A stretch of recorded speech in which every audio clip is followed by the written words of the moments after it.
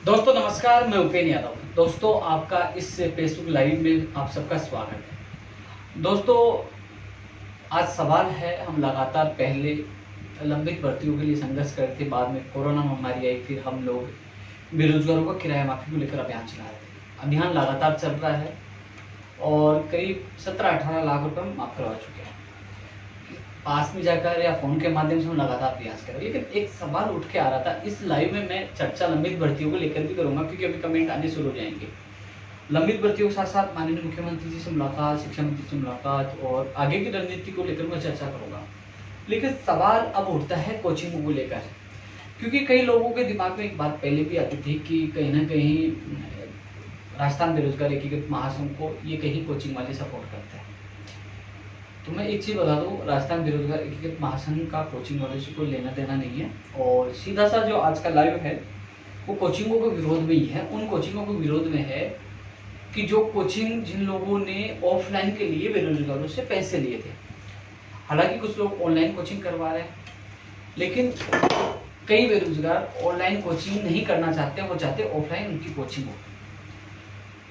और कई कोचिंग वालों से मेरी बात हुई, उन्होंने कहा कि जो उनकी एक बात निकल के आई सामने। दोस्तों मैं लंबित भर्तियों को लेकर भी चर्चा करूंगा, बीच में कमेंट आ रहे हैं उनके लिए भी मैं चर्चा करूंगा, नई भर्तियों के लिए भी चर्चा करूंगा। लेकिन अब सवाल जो मैं बीच में वीडियो भी डालकर जो तमाम जो वर्तमान में जो भर्तियां चली उनकी स्थिति के बारे में आपको अवगत कराता रहता हूँ। और लेकिन कई बार किराया माफी, आज जो अचानक जो मुद्दा आया, जब मैंने प्लानिंग का पता चला कि कुछ कोचिंग वाले प्लानिंग कर रहे हैं कि जो उन्होंने, क्योंकि अधिकतर जो कोचिंग जो चली, अधिकतर जो बैच चले वो फरवरी मार्च यानी कि होली के बाद, क्योंकि और या फरवरी में बैच चले, यानी कि करीब महीने भर बैच चले और उसके बाद लॉकडाउन लग गया।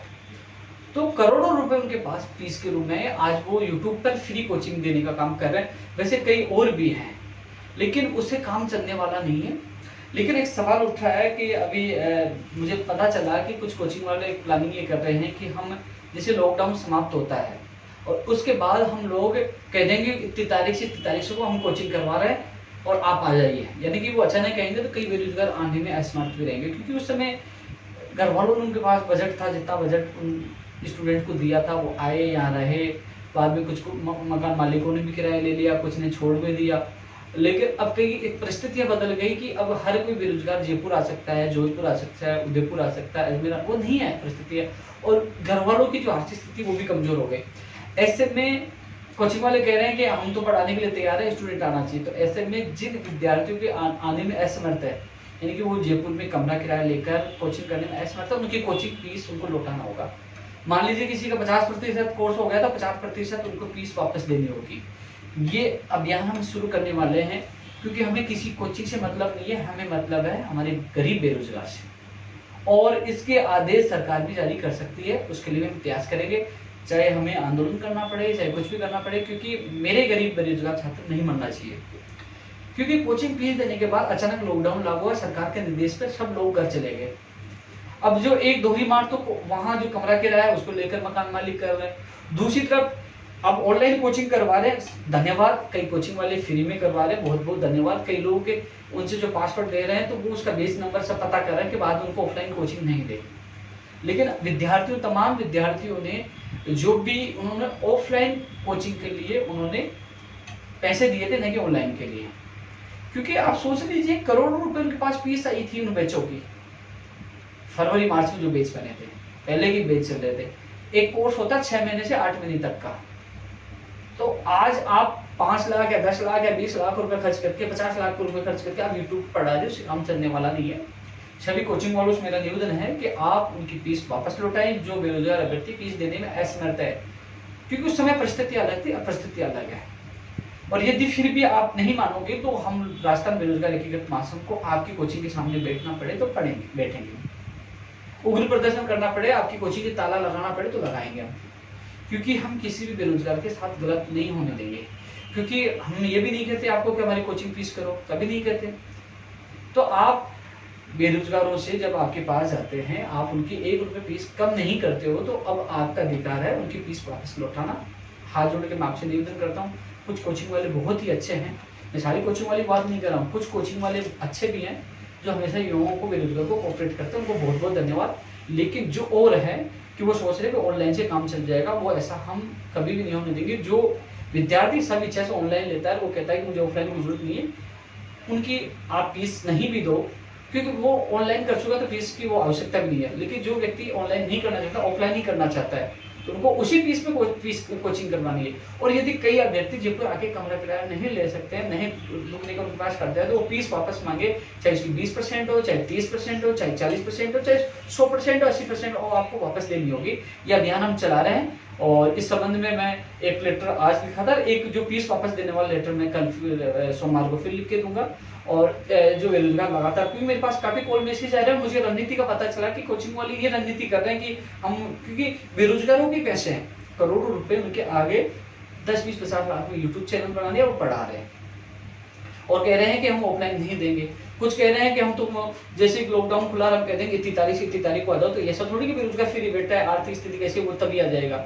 तो उसमें बेरोजगार को राहत चाहिए, जो आना चाहिए उसको कोचिंग करा दीजिए उसी फीस में, जो नहीं आना चाहिए उसकी फीस लौटाए। यह अभियान हमारा है, माननीय मुख्यमंत्री के सामने रखूंगा और कोचिंग वालों के सामने मैं निवेदन कर रहा हूँ कि आप हमें कोऑपरेट करेंगे, बेरोजगार को राहत प्रदान करेंगे, तो आपका भी भविष्य सुरक्षित रहेगा, क्योंकि आप भी कमाई कर पाओगे। और आप बेरोजगारों को कोऑपरेट नहीं करेंगे तो बेरोजगार आपसे कैसे जुड़ेंगे। और राजस्थान बेरोजगार एकीकृत महासंघ उनको न्याय दिलाने के लिए चाहे कुछ भी करना पड़े, क्योंकि मुझे पता है कि काफी लोग इसमें विरोध में होंगे, लेकिन मुझे कोई फर्क नहीं पड़ता, मैं बेरोजगारों के लिए लड़ता हूँ, चाहे मेरी जान चाहे कुछ भी हो, मैं पीछे हटने वाला नहीं हूँ। खुला चैलेंज है, खुली चेतावनी है, क्योंकि बेरोजगारों को न्याय मिलना चाहिए। अब दोस्तों एक चीज और कर रहा हूँ कि एक बात और बताना चाहूंगा कि मैं कल कुछ देख रहा था सोशल मीडिया पे कि बात वायरल हो रही थी कि फर्स्ट ग्रेड का परिणाम आने वाला है, रुपेन जी अब मांग कर रहे हैं। तो उन लोगों को ये पता नहीं कि मेरे ट्विटर उठा के देखिए, हमने दीपक उत्पे जी जो आरपीसी के जो अध्यक्ष हैं, उनको हमने मेल किया है, उनको लेटर लिखा है कि हमने खुली चेतावनी दी है, फिर चेतावनी दे रहा हूँ कि आरपीसी का रवैया सुधर जाए, कैलेंडर जारी होना चाहिए, स्कूल व्याख्याता भर्ती परीक्षा का परिणाम जारी हो, AN भर्ती 2018 का मुख्य परीक्षा का परिणाम जारी हो, SI भर्ती का इंटरव्यू की डेट जारी हो, जो वन रेंजर भर्ती है उसकी परीक्षा तिथि जारी हो, जो तमाम भर्ती प्रक्रिया आप शुरू करें, कैलेंडर जारी करिए। अन्यथा मैं खुले चैलेंज के साथ कह रहा हूँ, यदि आप परिणाम जारी नहीं करते फिर लापरवाही नहीं सुधारते हो तो आरपीसी का घेराव नहीं, अध्यक्ष साहब आपका घेराव करेंगे, आपको गाड़ी सुधारेंगे, आपको रोकेंगे। खुला चैलेंज है, मैं सोशल मीडिया पर आपको चेतावनी दे रहा हूँ, क्योंकि थक चुके। आपको अध्यक्ष आप बने हो युवा बेरोजगारों की सेवा करने के लिए, राजा बनने के लिए नहीं है। आप सुनते नहीं हो, किसी बेरोजगार से मिलते नहीं हो। समय पे RS भर्ती 2018 कब तक लंबित थी, अब आप लगातार आप अनदेखी कर रहे थे, इसलिए बेरोजगार आक्रोशित। ये मेरा गुस्सा उपेन्द्र यादव का नहीं है, ये तमाम बेरोजगारों का आपके प्रति गुस्सा है।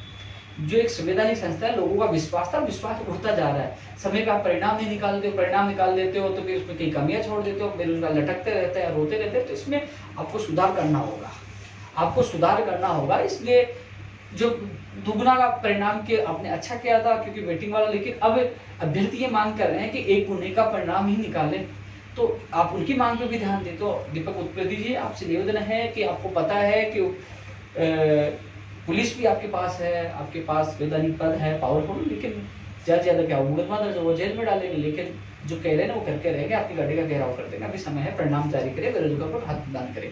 और मेरा पुराना रिकॉर्ड उठा के देख लीजिए, हमने चेतावनी दी तो पूरी भी की है। लोगों में आक्रोश है, गाड़ी का घेराव, आपका घेराव बड़ा, कोई घटना हो जाए इससे, क्योंकि उस आक्रोश का सामना आपको करना पड़ेगा। इसलिए आपसे निवेदन है कि परिणाम और कैलेंडर जल्द से जल्द जारी करें। अब मैं चर्चा कर रहा हूँ दोस्तों, कल मेरी शिक्षा मंत्री जी से बात हुई थी, सेकंड ग्रेड भर्ती 2018 के बारे में बात हुई थी, 2013 जो 583 उसके बारे में बात हुई थी, रीट के बारे में बात हुई थी, कंप्यूटर शिक्षा भर्ती संबंधी बात है। शिक्षा मंत्री जी ने कहा कि कोरोना की वजह से कई अधिकारियों से मीटिंग नहीं हो पा रही। हमने रीट की मीटिंग की, उसमें अभी तक पंचायत राज विभाग में भी कुछ नियमों में संशोधन होगा। मैं किसी भी हालत में नहीं चाहता हूँ कि इतनी बड़ी भर्ती निकाले कोर्ट मटके। हम नियमों में संशोधन करवा रहे हैं, पारदर्शिता के साथ भर्ती पूरी कर रहे हैं। मैं जल्दी मीटिंग लूंगा।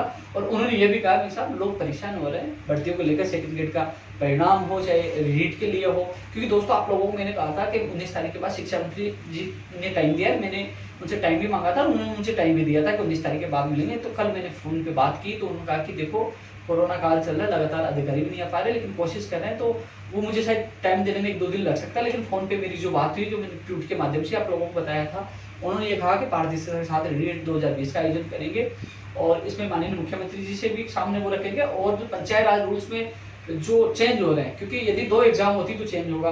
और भी कई चीजें हैं नीट के बारे में, तो आपको विस्तार से आप लोगों को मैंने पहले बता दिया था और सबसे पहले मैंने आप लोगों को बताया था 2 सितंबर में नहीं होगी। पैटर्न के बारे में मैंने 24 दिसंबर को बता दिया था, बाद में लोग कॉपी करने वाले आए थे। और हम तो धरातल पे काम करते हैं। जल्दी मैं शिक्षा मंत्री से मिलूंगा तो आपकी बात भी रखूंगा। सेकंड ग्रेड वाले अभ्यर्थी लगातार दुखी है, परेशान है। लेकिन दोस्तों एक चीज बताऊं, आप लगातार मुझे कमेंट करते हैं, कई भर्ती लोगों को कमेंट आ रहे हैं। कई लोग कहते हैं कि यार आप भी सरकार जैसे झूठ बोलने लगे, आप भी हमें गोली दे रहे हो, आश्वासन दे रहे हो, ये दे रहे हो। लेकिन आप अपने अंतरात्मा पे हाथ रखिए, पूछिए कि आपकी आवाज उपेंद्र यादव के अलावा कौन उठाता है। 200 एमएलए आप लोगों ने बना दिया। कोई कहता है कि किराया माफ हो, कोई कहता है कि कोचिंग की फीस वापस हो, कोई कोरोना में घूम रहा है क्या, घर घर जाके हाथ जोड़ रहा है क्या कोई भर्तियों के लिए। मैं सीएमओ जाके आऊँ 15 तारीख को, पहले भी जाके आऊँ सीएमओ 15 तारीख को जाके मैं हर बात रख के आऊँ, हर भर्ती की। उससे पहले 11 अप्रैल को मैंने लेटर लिख के दिया, खुद मेहनत करके सारे आंकड़े बनाकर। चाहे नई भर्ती की मांग हो, चाहे पुरानी भर्ती पूरी होने की मांग हो, हर चीज कौन उठा रहा मेरे अलावा। सोचिए आप सवाल उठाने से पहले आप सोचिए कि आपके लिए कौन जेल जाता है, कौन अनशन करता है, कौन लाठियां खाता है, कौन भागता है। उपेंद्र यादव के अलावा कोई भी आपके जैसे नहीं है। किसी को वोट से मतलब है, किसी को नोट से मतलब है, और किसी को भाषणबाजी से मतलब है, किसी को लेटर पेड पे लिखकर सस्ती लोकप्रियता से मतलब है। लेकिन जब लट खाने की बारी आती है तो आपका भाई लट खाता है, जब अनशन करने की बारी आती है तो आपका भाई अनशन करता है, जेल जाने की बारी आती है तो भाई अनशन जेल जाता है, कभी पीछे नहीं हटा। और एक बार फिर हम रणनीति बना रहे, क्योंकि माननीय मुख्यमंत्री जी से टाइम लिया, क्योंकि 15 जब मार्च को मैं मिला था, खुद मुख्यमंत्री जी ने मुझे पकड़ के साइड में ले जाकर यही कहा था कि आप अकेले आना, कुछ इसमें भर्तियों को लेकर अच्छा रास्ता निकालेंगे। तो मुख्यमंत्री जी ने मुझे खुद को कहा संवेदनशील से पहले 3 मार्च को मैं मिला था, तो उसके बाद कोरोना आ गया और फिर एक चुनाव आ गया, तो मुख्यमंत्री जी बिजी थे, वो पूरे प्रदेश का नेतृत्व कर रहे हैं। मुझे समय मिलेगा तो मैं मिलूंगा, मजबूती से आपकी बात रखूंगा। और रही बात, कुछ लोग क्या चाहते हो, बोले कि एक कमेंट दे रहा था कि आप ट्वीटी करते रहोगे क्या। भैया ट्वीटी एक माध्यम है, ट्वीट के माध्यम से सीएमओ को, मुख्यमंत्री जी को, मंत्री को टैग कर देते तो उन तक बात चली जाती है। मेरा ट्विटर को भी चेक किया जाता है सीएमओ के द्वारा, हर चीज अब वहाँ कि हम क्या करने वाले क्या, वो हर चीज उनके पास अपडेट रहती है। तो ट्विटर के माध्यम से, सोशल मीडिया के माध्यम से, मीडिया के माध्यम से लगातार आप लोगों की आवाज उठा रहा हूँ। अभी कोरोना चल रहा है, धरना प्रदर्शन कर नहीं सकते, 5 से ज्यादा हो गए तो किसी को गिरफ्तार करेंगे, तो वो चीज कर नहीं सकते। इसलिए फिर भी आपने देखोगा ट्विटर के माध्यम से लगातार आपकी भर्तियों की मांग उठाई, चाहे पुरानी हो, चाहे लंबित हो, चाहे नहीं हो, सबकी मैंने मांग उठाई है। परिणाम जारी करने की मांग हमेशा, जहां जहां बेरोजगारों के साथ गलत हो। अब जैसे मान लीजिए किराया माफ का अभियान चला, अचानक आया तो लोग भर्तियों की बात कर रहे हैं। मैं भर्तियों की बात कर रहा हूँ, लेकिन किराया माफ भी हो रहा है तो अपने ही साथी हैं, अपने ही भाई हैं। कई लोग मुझे लगातार कॉल और मैसेज करते हैं, मैं उनसे समझ चाहता हूँ कि मैं अकेला सब जगह नहीं पूछ पाता, क्योंकि कई लोग बड़ी आशा के साथ मुझे फोन करते हैं कि उपेंद्र जी आप माली नगर आइए, आप आदर्श नगर आइए, आप टोंक फाटक आइए। मैं जहाँ, आप गुजर खड़िया, जहाँ मुझे मौका मिलता है मैं चला जाता हूँ, कोशिश करता हूँ, लेकिन हर जगह नहीं पूछ पाता। मैं कोई वो एमएलए नहीं हूँ कि जो मुझे 1-1.5 लाख रुपए सैलरी मिलती है कि गाड़ी का पेट्रोल खर्च करके मैं सब जगह पहुंच जाऊँ। कोशिश करता हूँ जहाँ मुझे समय लगेगा, मैं कोशिश करता हूँ ज़्यादा से ज़्यादा लोगों तक पहुँचने की। मैं पूरी मदद कर रहा हूँ, पूरी मदद कर रहा हूँ। यदि कई लोगों को लगता है कि मान लीजिए मैं सापुरा का रहने वाला हूँ तो मुझे एमएलए बनना है, तो वहाँ जाके मैं वो करूँ। आप सबके लिए, पूरे प्रदेश के तमाम बेरोजगारों के लिए कर रहा हूँ कि मैं एक किसान का बेटा हूँ और किसान परिवार से निकल गया हूँ। मैं दर्द जानता हूँ।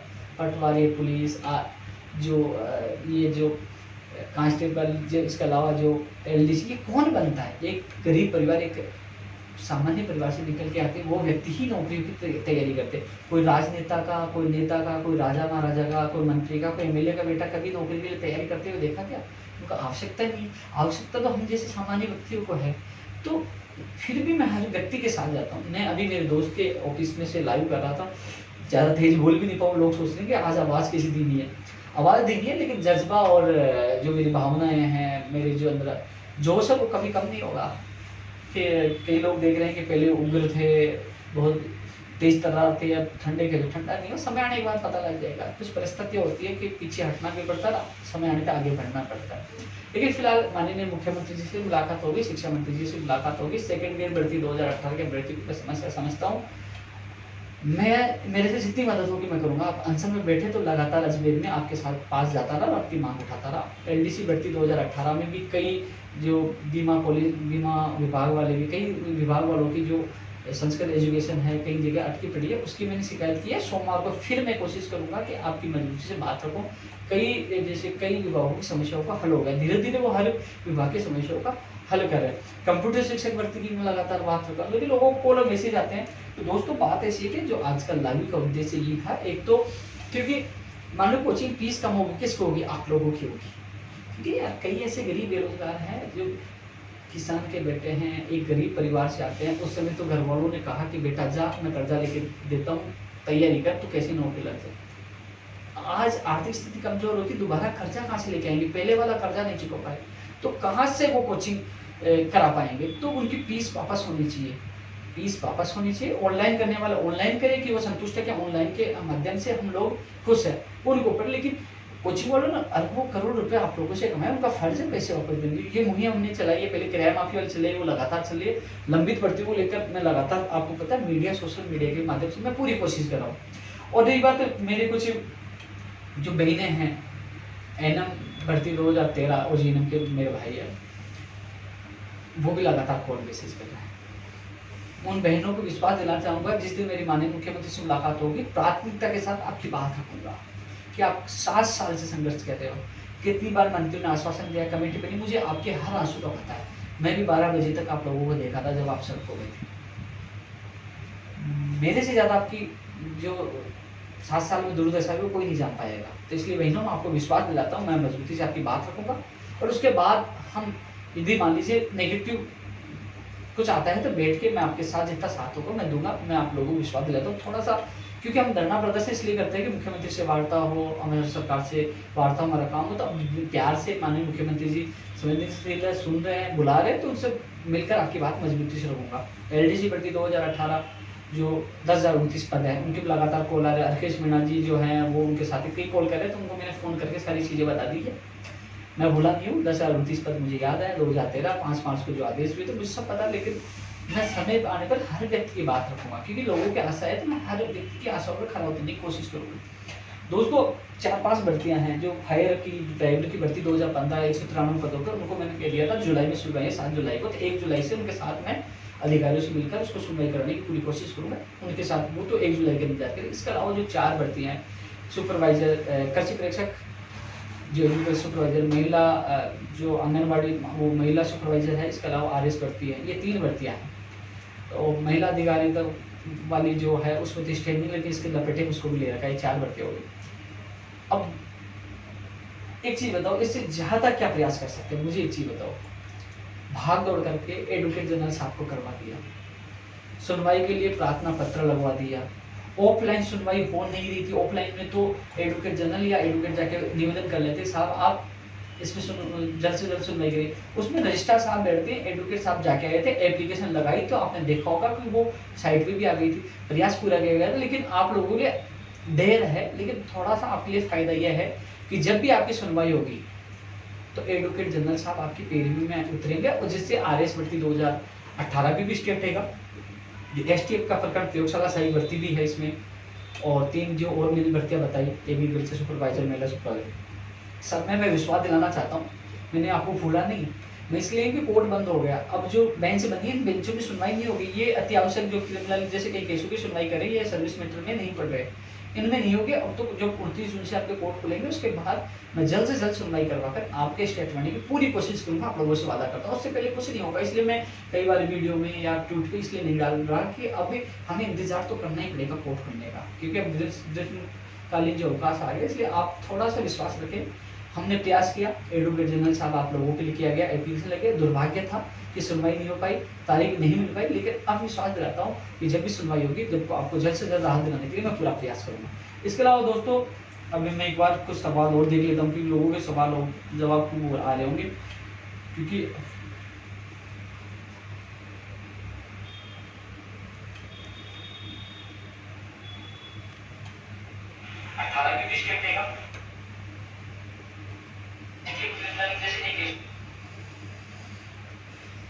कमेंट देखने के लिए मैंने राजस्थान पुलिस के एग्जाम भैया जुलाई के लिए कह रहे हैं। अब जुलाई अगस्त कोरोना समाप्त होगा, उसके ऊपर है। यदि कोरोना से हमें राहत मिल जाती तो जुलाई में होगी, नहीं तो आगे अगस्त सितंबर में जा सकती है आपके। जूनियर अकाउंटेंट 2013-17 से क्या भाई, एक बार कोरोना थोड़ा सा हल्का जाए, अब न तो धरना प्रदर्शन कर सकते हैं न कुछ करें। आपके प्रतिनिधि मंडल के साथ मैं जाऊंगा, पहले भी मैंने कहा था।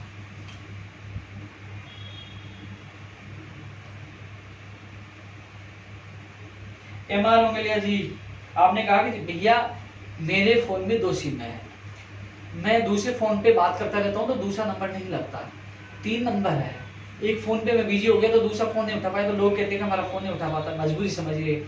अकेला इंसान हर भर्ती के लिए, अनेक भर्तियां हैं, अनेक समस्याएं हैं, 2 से MLA नहीं आते हैं, वो लंबी लंबी बातें कर सकते हैं, लेटर लिख सकते हैं, लेकिन आपके लिए नहीं भागते हैं। मैं कई बार फोन नहीं उठा पाऊँ तो नाराज होने की आवश्यकता नहीं है। मैं लाइव क्यों आ रहा हूँ, मैं वीडियो क्यों डाल रहा हूँ, केवल आपकी समस्याओं के लिए मैं लाइव आ रहा हूँ, आपकी समस्याओं को सुनने के लिए, उनका निराकरण करवाने के लिए, मदद करने के लिए मैं लाइव आ रहा हूँ, इसलिए थोड़ा नाराज ना हो।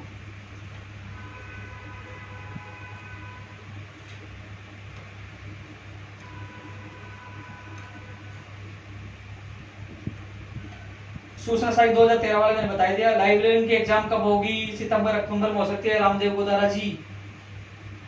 रीड पैटर्न के लिए जो मैंने बताया था 2 भी हो सकती है, दोनों पे विचार हो रहा है, जो अच्छा होगा आपके हित में होगा वही होगा।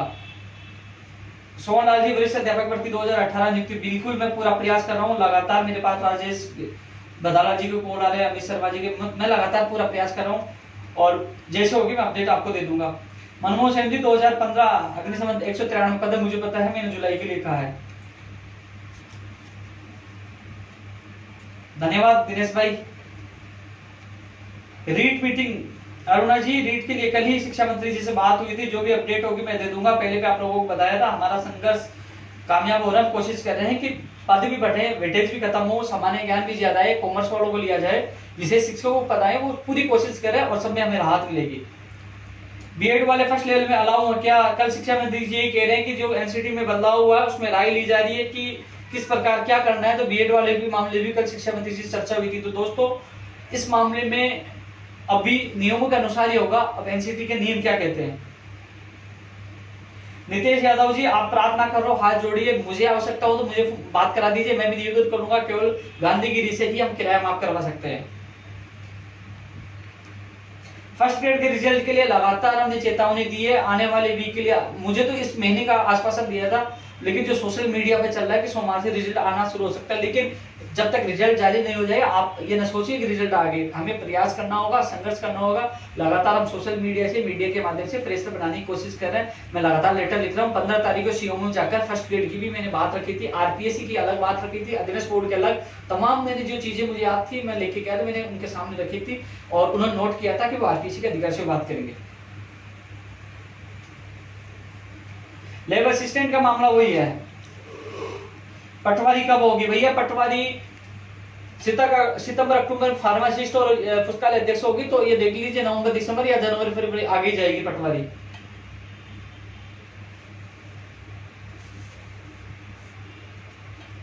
बिल्कुल कैलेंडर जारी होना चाहिए। कनिष्ठ अनुदेशक का अंतिम परिणाम इस महीने में आ जाएगा भैया, आने वाले वीक में आ जाए, इंतजार करिए, आने वाले वीक में आ जाए कनिष्ठ अनुदेशक का परिणाम, इंतजार करिए। 587 के लिए सुरेंद्र भाई पूरी कोशिश है, आपकी फाइल दोबारा चल चुकी है, बस सीएम साहब से मिलने का इंतजार है, मुझे आपकी पीड़ा पता है, मजबूती से मैं आपकी बात रखूंगा।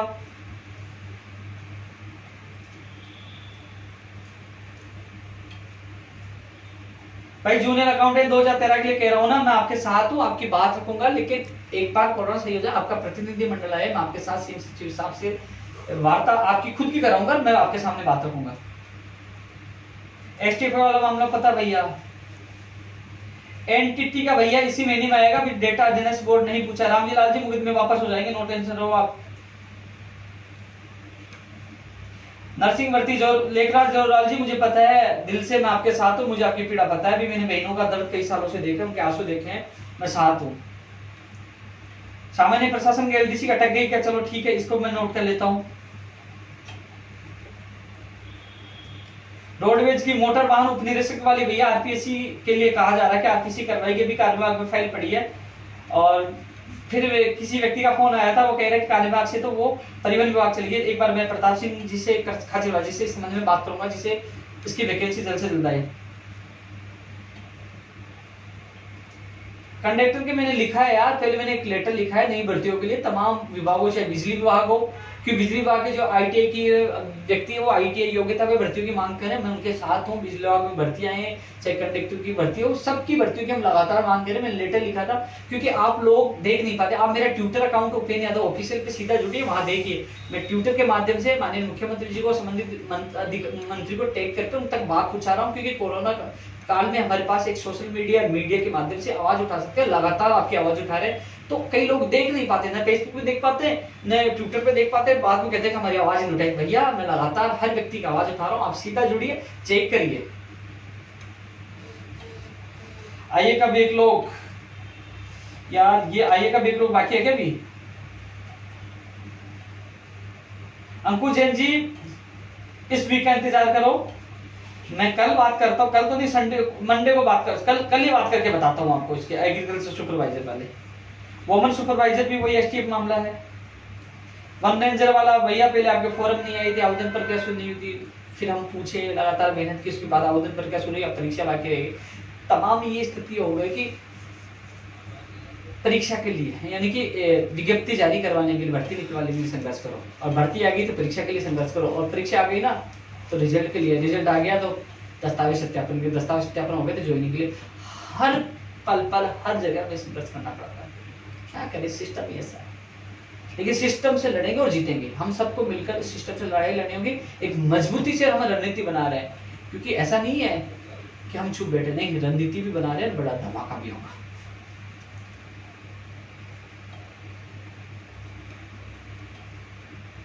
कौन सा कोचिंग सेंटर खोलने की बात कर रहे हो?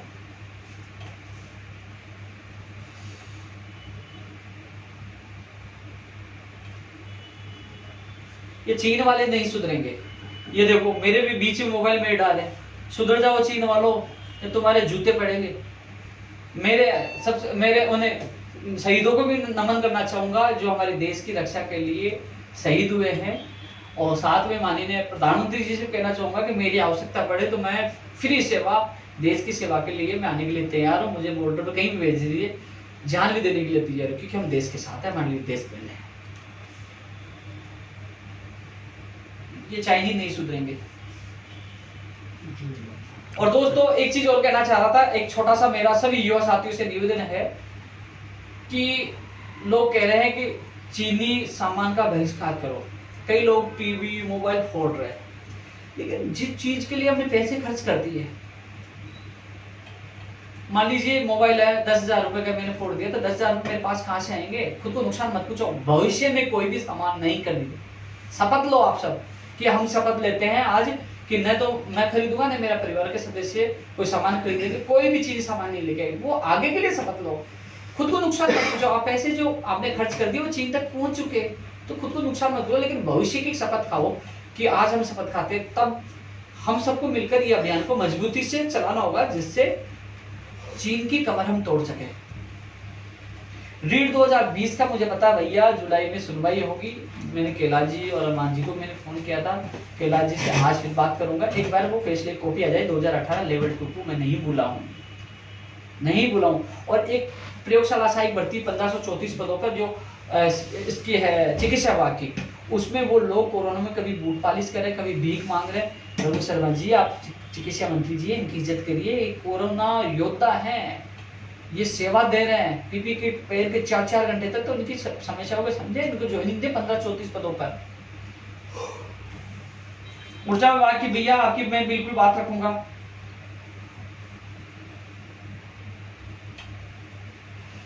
चलो काफी लंबा हो गया लाइव, लेकिन उद्देश्य यही था कोचिंगों को लेकर कि कोचिंगों की फीस वापस बेरोजगार को लौटाई जाए, जो बेरोजगार वापस नहीं आ पाए, और जो आ जाए उन्हीं फीस में वापस कोचिंग करवाई जाए। वो अभियान हमारा अब चालू होगा जैसे कोरोना समाप्त। एक चीज और मैं कह रहा था साथियों, एक मैंने आज एक लेटर लिखा था कि माननीय मुख्यमंत्री जी जल्द से जल्द कोचिंगों को खोलने के लिए फैसला करें। कुछ लोगों को लेटर की लैंग्वेज या फिर मुझे नहीं लगता कि वो कुछ जानबूझकर ज्ञानी बनने की कोशिश कर रहे हैं। मैंने ये नहीं कहा कि कल कोचिंग खोल दो, वो कह रहे हैं कि उपेंद्र यादव जी बोले बच्चों को मरवाना चाहते हैं कोरोना में। मैं ये कह रहा हूँ कि चाहे सितंबर में खुले, चाहे अक्टूबर में खुले, चाहे जुलाई में खुले, चाहे दिसंबर में खुले, जिससे बेरोजगार अपने आप को ये कह सके हाँ कि हमारी कोचिंग शुरू होगी। कई लोग चिंतित हैं कि यार हमारी कोचिंग शुरू होगी कि नहीं होगी, हमारी फीस का क्या होगा, हम लोग कोचिंग कर पाएंगे नहीं कर पाएंगे। तो जिससे क्या है कि एक बार वो लोग अपना लक्ष्य बना लेंगे, अपना टारगेट बना लेंगे, जिससे वो उनको पता चले कि कोचिंग कब होगी। मैं ये नहीं कह रहा कल से बोलो। और अब धीरे धीरे स्थितियां सुधर रही हैं। 77% से ज्यादा रिकवर रेट, जो सही होने की रेट राजस्थान की है, धीरे धीरे बढ़ रही है। धीरे धीरे स्थितियां सामान्य होगी, सुरक्षा भी है। अब लोग जा भी रहे हैं, घूम भी रहे हैं, जयपुर सब जा रहे हैं। यार मैं भी लगातार घर घर जा रहा हूँ, मैं तो अभी कोरोना पॉजिटिव नहीं हुआ ना। घर से निकलना होगा, सुरक्षा रखनी होगी। और ये नहीं करो कल ही कोचिंग खुले, लेकिन कोचिंग खुलना आवश्यक है। राजस्थान पुलिस की जब एग्जाम करवा सकते हैं, जुलाई के लिए कह रहे हैं कि जुलाई में होगी, 15-16 लाख से ज्यादा लोग हैं, तो कई लोग फीस दे देते हैं, वो कोचिंग के लिए तरस देते। तो इसलिए यही है कि सामान्य स्थिति जैसे हो, सुरक्षा के साथ जल्द से जल्द कोचिंग खोली जाए, या जब भी खोली जाए उसके निर्देश दिए जाए कि आदेश दिए जाए कि इस महीने में कोचिंग खुलेंगी। जो लोग जो इंतजार कर रहे हैं कि हमारी कोचिंग कब खुलेगी, तो उनको राहत मिल सके, इसलिए मैंने लेटर लिखा है। लेकिन ये ना सोचे कि लोग मर जाएंगे, अरे मुझे तो मेरे प्रदेश के युवा साथियों से प्यार है ही नहीं, आपको ही है। तो ऐसे फालतू जो कमेंट करते हैं अच्छा नहीं लगता यार। आप सोचिए, घर से आप तो निकल लिए, मैं तो कोरोना में घर घर घूम रहा हूँ, आवाज उठा रहा हूँ, कोई तो आपका एमएलए एमपी कोई तो नहीं आ रहा।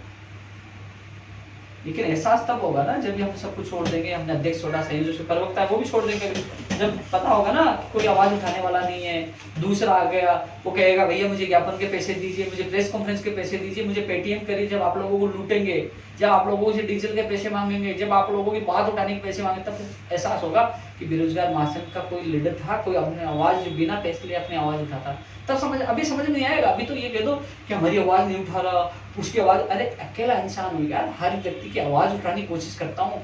हर लाइव में मैं बात आपको राहत देने के लिए कि आप संतुष्टि आपको मिले, आपकी टेंशन कम हो, आप डिप्रेशन में नहीं आए, क्या स्थिति है, क्या करने वाले, हर लाइव क्यों आता हूँ।